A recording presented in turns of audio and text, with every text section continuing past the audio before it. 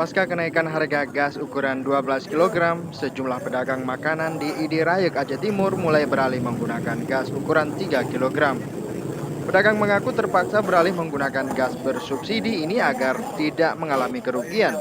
Pasalnya, meski harga gas mahal, harga makanan masih saja normal. Salah seorang pedagang makanan mengaku sejak naiknya harga LPG ukuran 12 kg dari Rp95.000 menjadi Rp150.000, penghasilan mereka mulai menurun. Ya, bagi kami sangat tertekan karena naiknya harga LPG karena umumnya kami yang memakai konsumen LPG yang memakai peralatan LPG untuk masak ataupun sebagainya, kami sangat tertekan karena biasanya kami pakai LPG 12 kilo itu.